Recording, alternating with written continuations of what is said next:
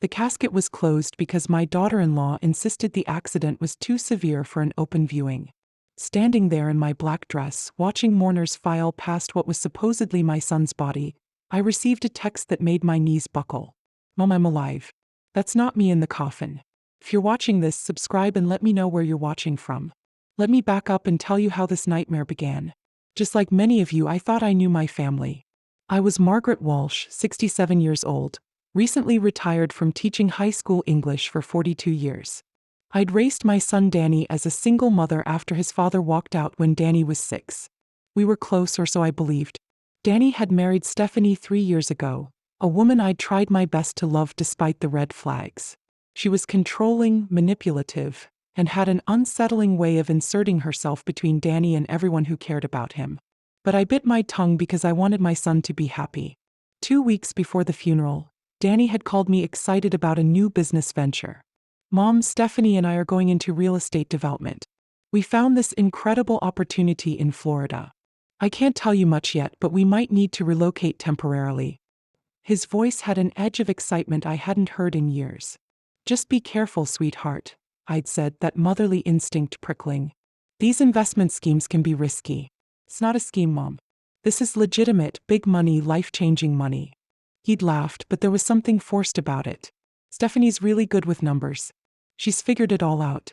The next week, I got the call that every parent dreads. Stephanie, sobbing hysterically, told me Danny had been killed in a car accident.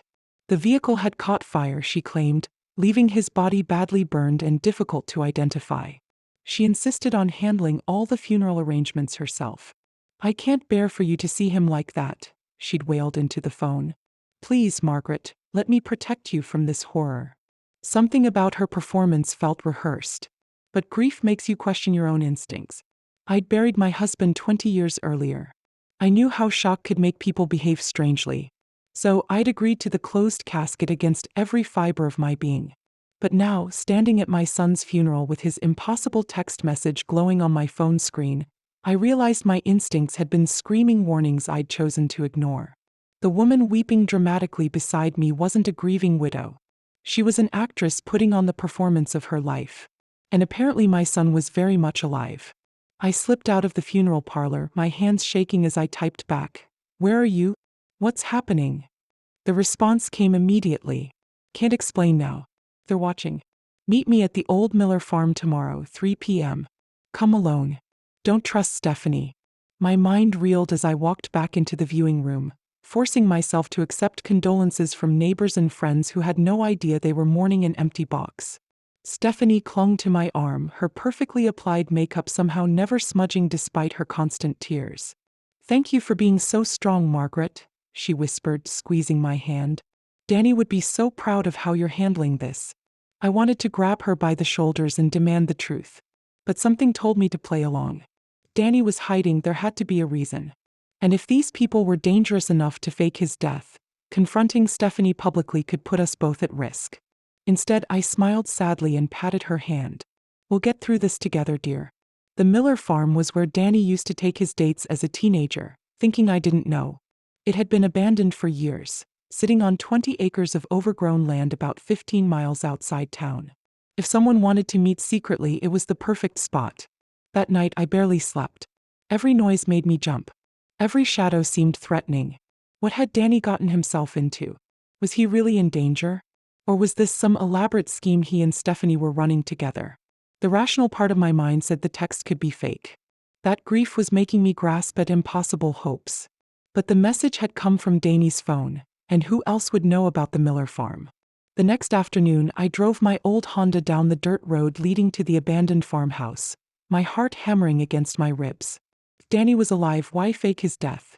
If he was in trouble, why not come to me for help? As I pulled up to the crumbling house, I saw a figure emerge from behind the old barn. Even from a distance, I recognized the walk, the way he held his shoulders. It was my son, very much alive and looking nervously over his shoulder. Danny ran to my car as I parked. And when I stepped out, he pulled me into a fierce hug that confirmed what my heart already knew. This was real.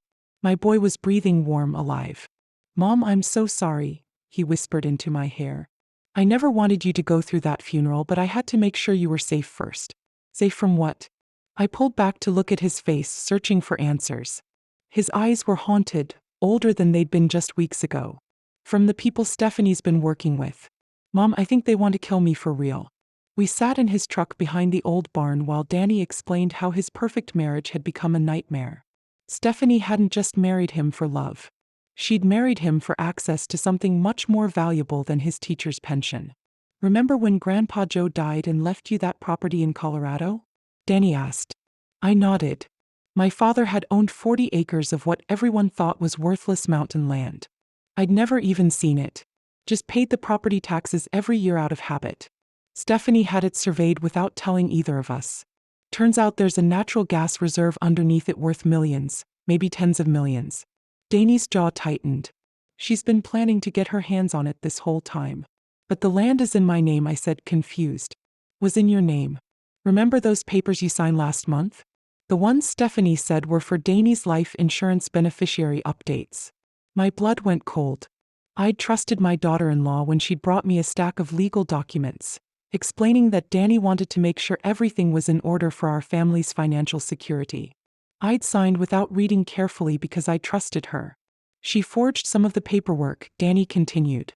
Made it look like you were transferring the property to me as part of estate planning.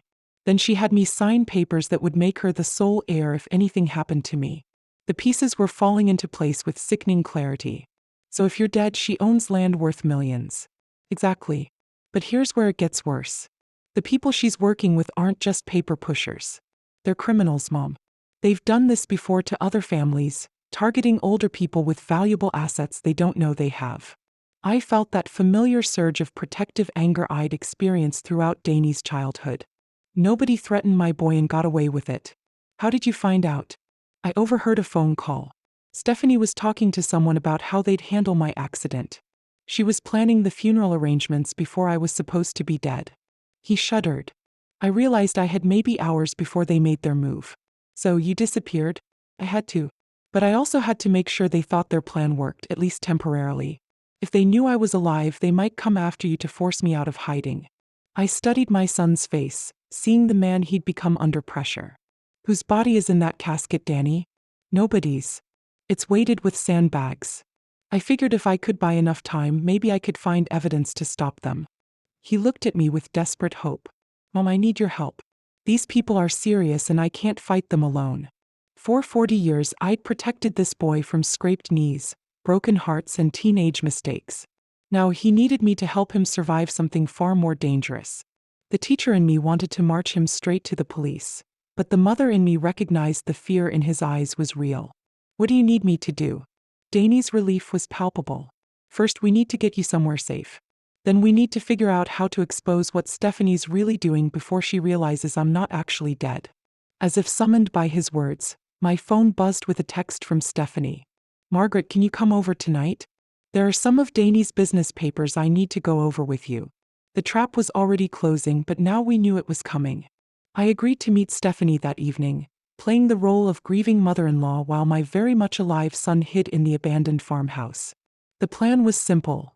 Get evidence of her scheme while she still believed I was an easy target. Stephanie and Danny lived in a modest 2-story house that I'd helped them buy with a down payment gift 2 years ago. Another investment in my son's happiness that had apparently been part of a longer con. Thank you for coming, Stephanie said, greeting me at the door with red-rimmed eyes and a trembling voice. Oscar-worthy performance, truly. She led me to the kitchen table where she'd spread out various documents. I know this is difficult, but we need to start thinking about Danny's estate. There are some assets that need to be transferred, and I wanted to make sure you understood everything. I put on my reading glasses and examined the papers, recognizing some from the stack I'd signed the month before. Others were new, including what appeared to be a power of attorney form giving Stephanie control over my Colorado property. I don't understand, I said, channeling my inner confused elderly woman. Why would Danny's estate need anything to do with my land? Stephanie's mask slipped for just a moment, a flash of irritation crossing her features before the grieving widow returned. Danny was handling your estate planning, remember? He wanted to make sure everything would be simple for you as you get older. The condescension in her voice made my teeth clench. But I forced myself to appear grateful. That's so thoughtful. But I'm not that old, dear. I can still manage my own affairs.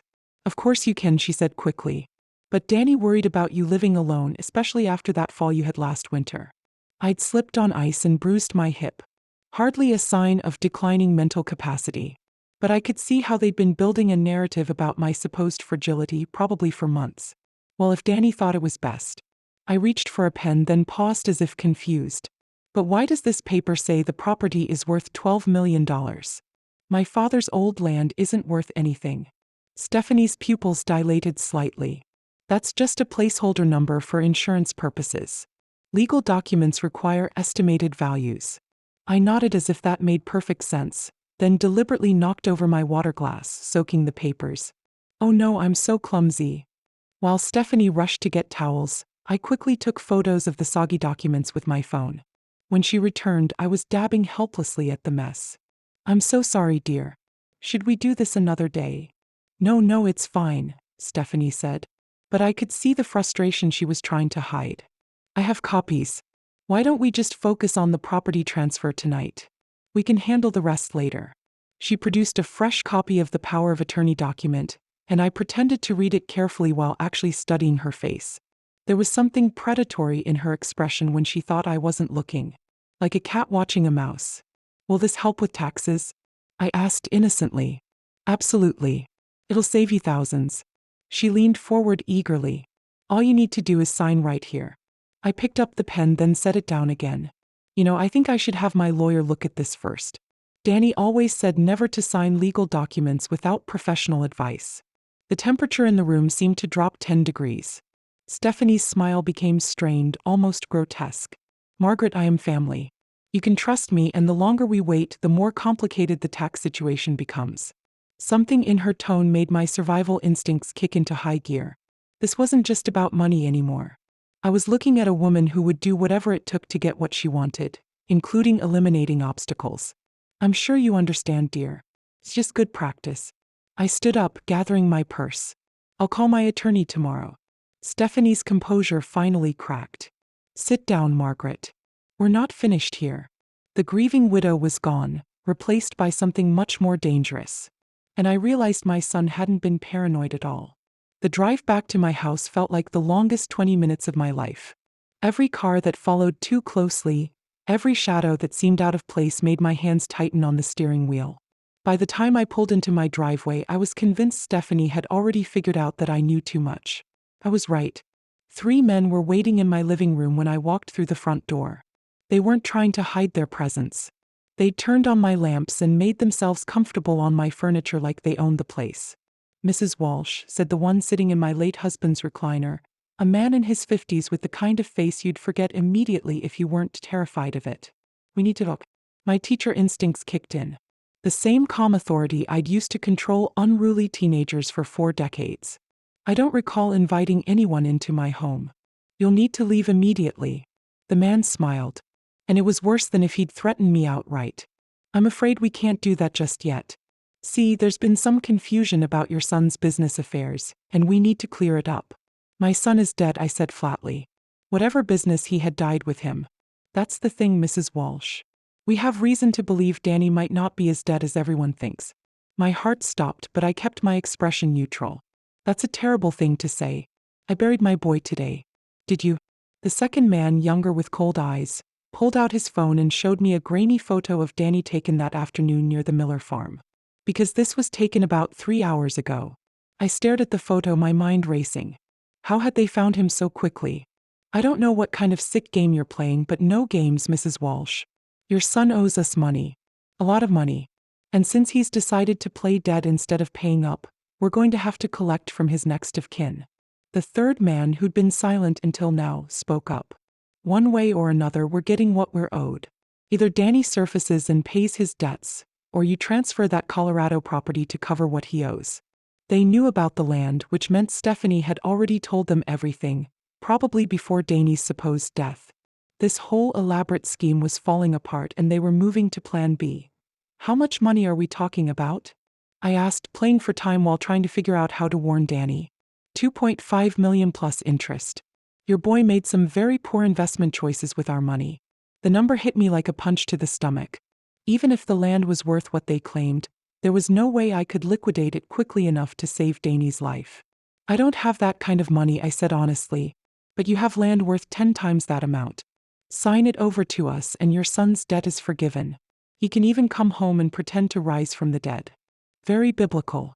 The man in my husband's chair leaned forward. Or you can keep protecting him and we'll find him eventually anyway.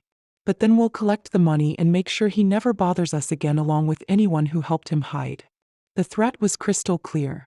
They'd kill us both if I didn't cooperate. I need time to think about this, I said. You have until tomorrow night. Stephanie will bring you the papers. He stood up, straightening his jacket. Make the right choice, Mrs. Walsh, for both your sakes. They left as casually as they'd arrived, and I stood in my violated living room, shaking with rage and fear.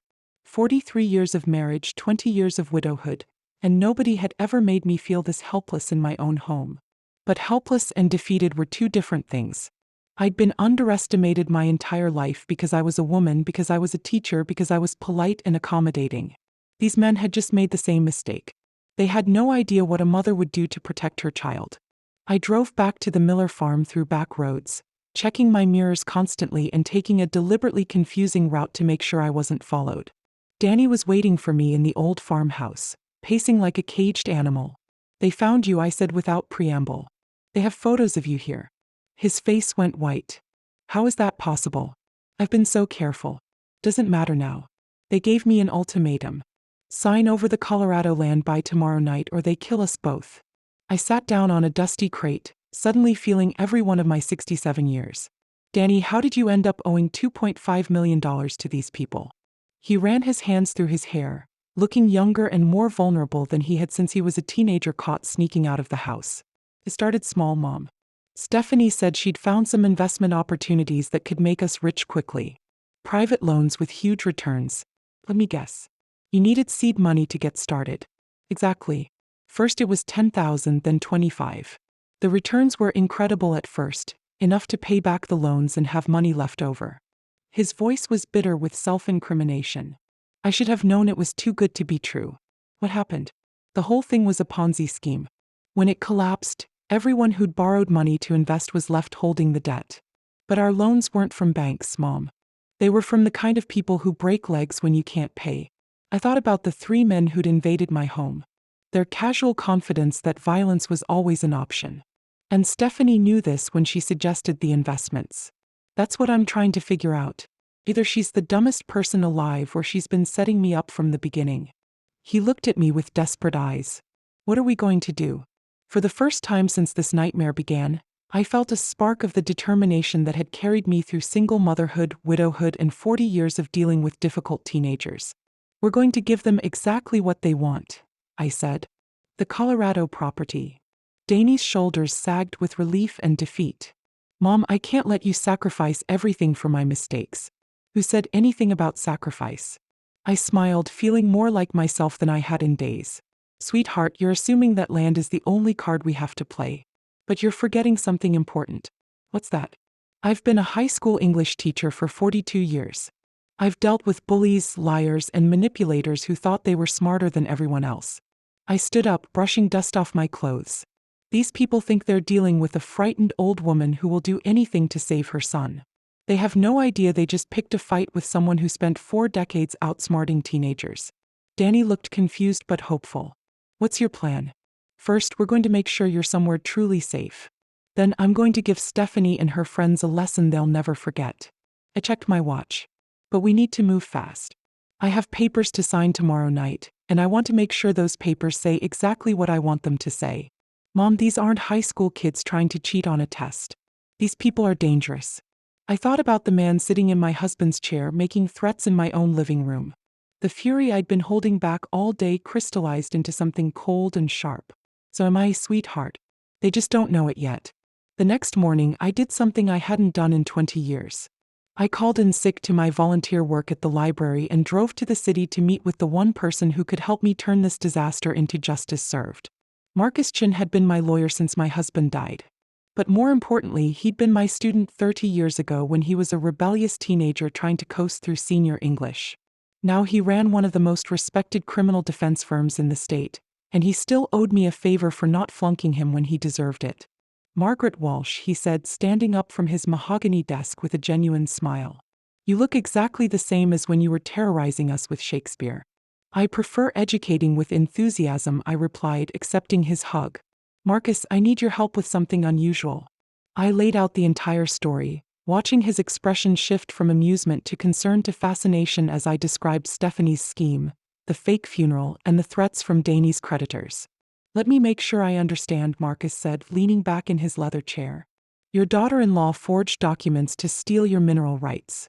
Your son faked his death to avoid loan sharks, and now said loan sharks are threatening to kill you both unless you sign over property worth millions.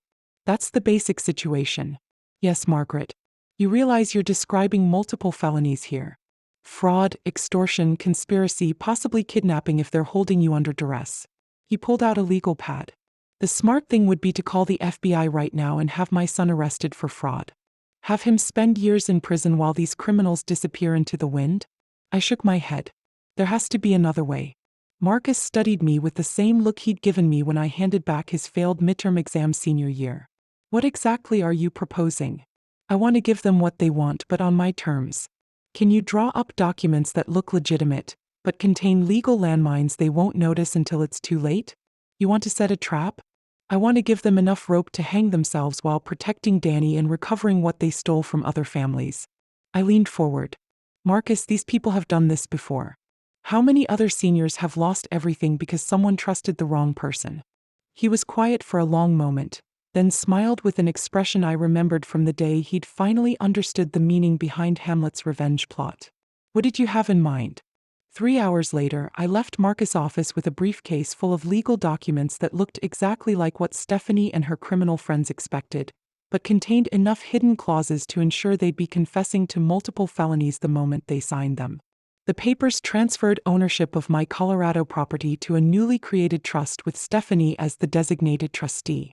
What they wouldn't realize until it was too late was that the trust documents included automatic provisions requiring any trustee to report all previous fraudulent activities to federal authorities, and that accepting the position constituted a legal confession to any crimes committed in pursuit of the property. It's diabolical, Marcus had said admiringly.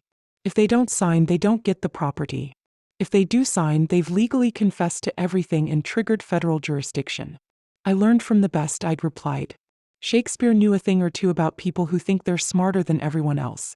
Now I was back home waiting for Stephanie's call and trying to look like a frightened old woman instead of someone who just spent the day out maneuvering criminals with decades more experience than a retired English teacher.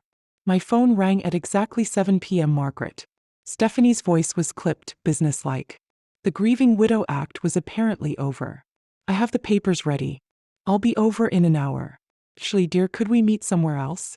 Having people in the house so soon after Danny's funeral feels overwhelming. Pause. Where did you have in mind? The Riverside Diner. It's public, well lit, and they have excellent pie. I made my voice slightly shaky. I could use the comfort of familiar surroundings. Stephanie agreed, probably thinking a public location would prevent me from making a scene. She had no idea I was counting on witnesses for what came next. The Riverside Diner had been serving the best coffee and apple pie in our small town for 40 years. More importantly, it was where Sheriff Tom Bradley ate dinner every Tuesday night, where prosecutor Janet Morrison met her book club, and where half the town council gathered to gossip about local politics. In other words, it was exactly where you'd want to be when you needed credible witnesses to watch criminals incriminate themselves. I arrived early, claiming my usual booth in the back corner where I could see the entire restaurant. Sheriff Bradley was at his regular table, working through a plate of meatloaf while reading reports. Perfect. Stephanie arrived precisely on time, accompanied by the man who'd been sitting in my husband's chair the night before. She introduced him as David, Danny's business partner. But I could see the calculation in his eyes as he scanned the room, noting the sheriff's presence. I thought this was going to be private, David said, sliding into the booth across from me. It is private, I replied mildly. No one's paying attention to us. Stephanie set a manila folder on the table. These are the documents we discussed. The property transfer, some insurance paperwork, and a few other items that need your signature. I opened the folder, recognizing the legitimate-looking forgeries that would have destroyed my life if I had signed them yesterday. Instead, I pushed them aside and pulled out my briefcase. Actually, I had my lawyer prepare something more comprehensive, I said, setting Marcus's documents on the table. I want to make sure everything is done properly. David's expression shifted to weariness. Your lawyer, Marcus Chin. He's very thorough. I smiled grandly. He made sure these documents protect everyone's interests. For the next 20 minutes, I watched them review papers that looked exactly like what they wanted but contained legal poison pills in every paragraph. Marcus had been brilliant, using technical language that obscured the document's true purpose while making them appear favorable to Stephanie and her associates. This seems more complicated than necessary, Stephanie said, flipping through pages of dense legal text. Well, dear, when you're dealing with millions of dollars, you can't be too careful. I signaled the waitress for more coffee. Marcus insisted on including provisions to protect against any previous irregularities in the property's ownership history. David's eyes narrowed. What kind of irregularities? Oh, the usual concerns. Making sure there are no outstanding liens, no fraudulent transfers, no criminal activity associated with previous ownership changes. I kept my voice light and conversational. Standard legal protection. What I wasn't telling them was that by signing these documents, they'd be legally acknowledging that they were aware of previous criminal activity and accepting responsibility for reporting it to federal authorities. Marcus had woven the confession requirements so cleverly into the property transfer language that they'd essentially be pleading guilty to multiple felonies. I think we should have our lawyer review this first, David said, starting to close the folder. Of course, I agreed easily. Though I should mention, Marcus said the property tax implications change significantly after midnight tonight. Something about quarterly reporting requirements and federal oversight of high-value mineral rights transfers. It was complete nonsense, but it sounded official enough to create urgency. Stephanie and David exchanged glances. What exactly happens after midnight? Stephanie asked. The transfer becomes subject to additional federal scrutiny, which could delay processing for months. Marcus said it's better to handle everything under the current regulations. I shrugged apologetically. I don't pretend to understand all the legal technicalities. David pulled out his phone, presumably to call their lawyer, but it was after 8 p.m. on a Tuesday. No legitimate attorney would be available for an emergency consultation about property transfers. Fine, he said finally, but I want to review every page before anyone signs anything. For the next 40 minutes, I sat patiently while they read through documents that would destroy them, answering their questions with carefully rehearsed explanations that made the trap sound like standard legal protection. When they finally signed, I felt the same satisfaction I'd experienced watching difficult students finally grasp a complex literary concept. They had no idea they just confessed to everything. The moment Stephanie and David finished signing the documents, I excused myself to use the restroom, taking my briefcase with me. Instead of going to the ladies' room, I walked straight to Sheriff Bradley's table. Tom, I said quietly, sitting down across from him. I need to report multiple felonies and I have written confessions from the perpetrators. To his credit, Sheriff Bradley set down his fork and gave me his full attention without questioning why Margaret Walsh, retired English teacher and pillar of the community, was suddenly talking about criminal confessions. I quickly explained the situation while keeping one eye on Stephanie and David, who were still sitting in the booth, probably planning how to spend their millions. Tom's expression grew darker with each detail. Margaret, these people threatened to kill you and your son.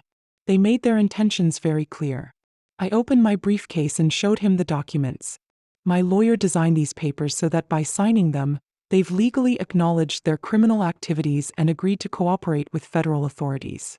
Tom examined the papers, his 20 years of police experience evident in how quickly he grasped the legal implications. This is incredibly clever and completely legal. Completely. Marcus made sure of that. I glanced toward the booth where Stephanie was checking her watch impatiently. Tom, there's something else.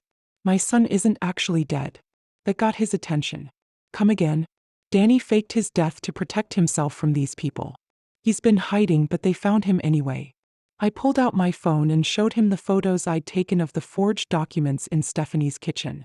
I have evidence of the fraud, extortion, and conspiracy, and now I have their signed confessions. Sheriff Bradley was quiet for a moment, then smiled with genuine admiration. Margaret, in 30 years of police work, I've never seen a civilian conduct a more thorough criminal investigation. He stood up, straightening his uniform. Let me go have a conversation with your dinner companions. Wait, I put a hand on his arm. There's something else you should know. They have partners. Other people involved in this scheme. If you arrest Stephanie and David now, the others might disappear. What are you suggesting? Give me 5 more minutes with them. Let me confirm the meeting location where they're supposed to deliver the signed documents to their bosses. I smiled. Then you can arrest everyone at once.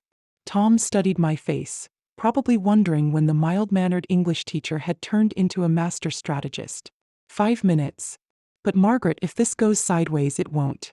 I've been handling difficult people for 42 years. These criminals are just better dressed than my former students. I walked back to the booth where Stephanie and David were growing increasingly impatient. Sorry for the delay, I said, sliding back into my seat. Where do we go from here? David relaxed slightly. We need to get these documents to our legal team tonight for final processing. There's a warehouse on Industrial Boulevard where we're meeting them. Tonight, Stephanie said. The sooner we complete the transfer, the sooner we can all move forward. It's been such a difficult time. I nodded sympathetically while mentally noting the location. Industrial Boulevard was perfect for a police raid, isolated enough that civilians wouldn't be at risk when the arrests went down. I suppose you'll need me there to verify my identity for the transfer. Actually, no, David said quickly. Your signature on these documents is all we need. You can go home and try to get some rest. Of course, they didn't want me at the meeting. I was supposed to go home and wait quietly while they celebrated stealing millions from a grieving mother. Well then, I said, standing up and gathering my things. I guess this is goodbye. Stephanie actually had the audacity to hug me. Thank you, Margaret. Danny would be so proud of how strong you've been. As I walked out of the diner, I saw Sheriff Bradley finishing his dinner and preparing to follow me. In 30 minutes, Stephanie and her criminal associates would discover that their victim had been hunting them all along. But first, I had a phone call to make. I called Danny from my car in the diner parking lot, watching through the window as Sheriff Bradley made his own phone calls, presumably coordinating with state and federal authorities. Danny's voice was tight with anxiety. How did it go? Better than expected. They signed everything and Sheriff Bradley is coordinating arrests as we speak. I started my car, keeping my voice calm despite the adrenaline coursing through my system. Sweetheart, I need you to stay exactly where you are until this is over. What about Stephanie? Does she suspect anything? I thought about my daughter-in-law's performance, the fake grief, the casual threats, the way she'd manipulated both Danny and me for months. She suspects I'm a frightened old woman who just signed away millions to save her son's life. She has no idea what actually happened. Mom, what if something goes wrong? What if they figure out the documents are traps before the police get there? It was a legitimate concern. Marcus' legal landmines were sophisticated, but they weren't foolproof.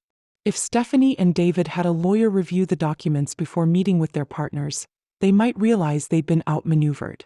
Then we'll deal with that problem when it happens, I said firmly. Danny, I need you to understand something. What happened to you, what these people tried to do to our family, it's not your fault. Stephanie targeted you specifically because you're decent and trusting. I should have been smarter.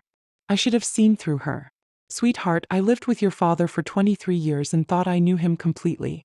Sometimes the people closest to us are the hardest to see clearly.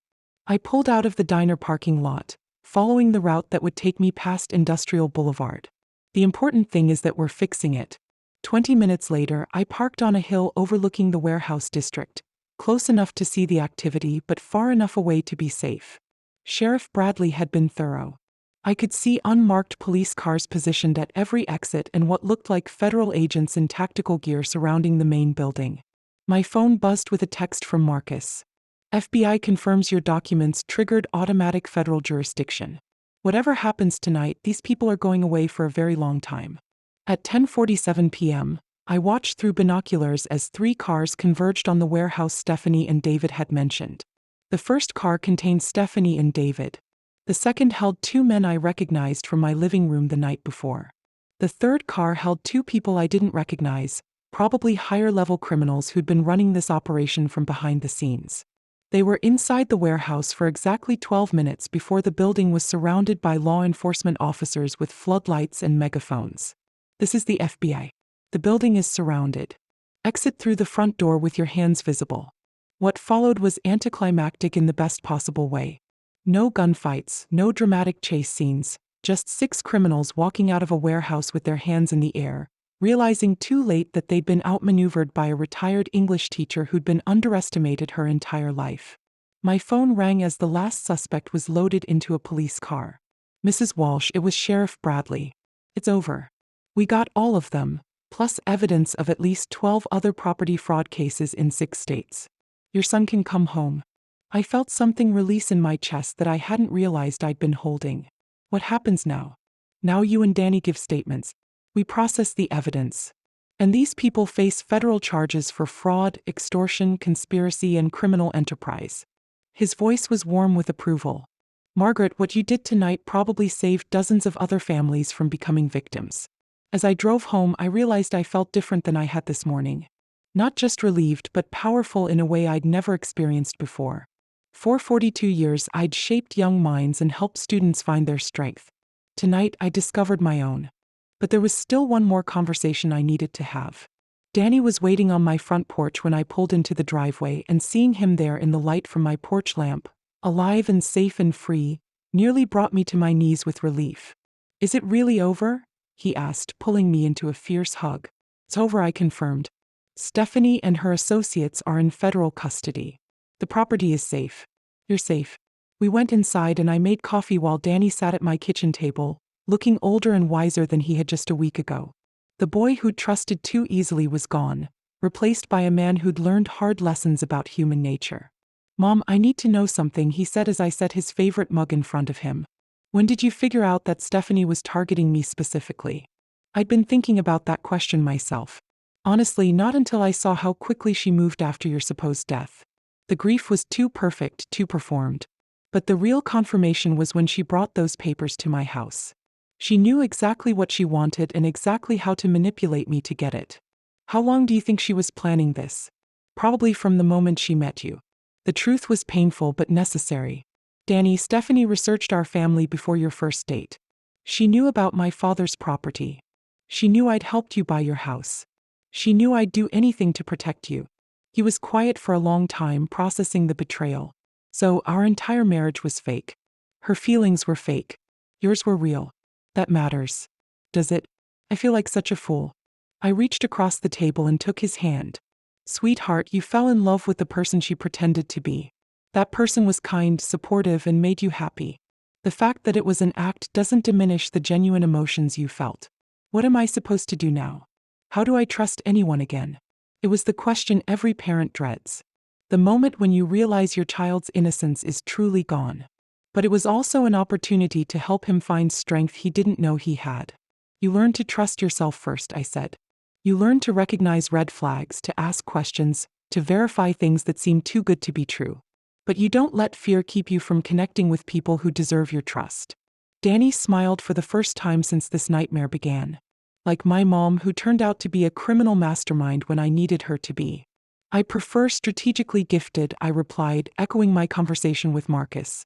"And I learned from watching you actually, the way you protected me by disappearing.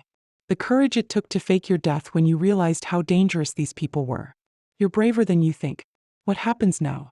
I looked around my kitchen, my house, my life that had been threatened and was now secure. "Now you move back home. We figure out what to do with mineral rights worth millions. And I go back to volunteering at the library. Except maybe I'll also help the FBI's Financial Crimes Unit identify seniors who might be vulnerable to these kinds of schemes." "You want to keep fighting criminals?" "I want to keep protecting people who can't protect themselves. Turns out I'm good at it."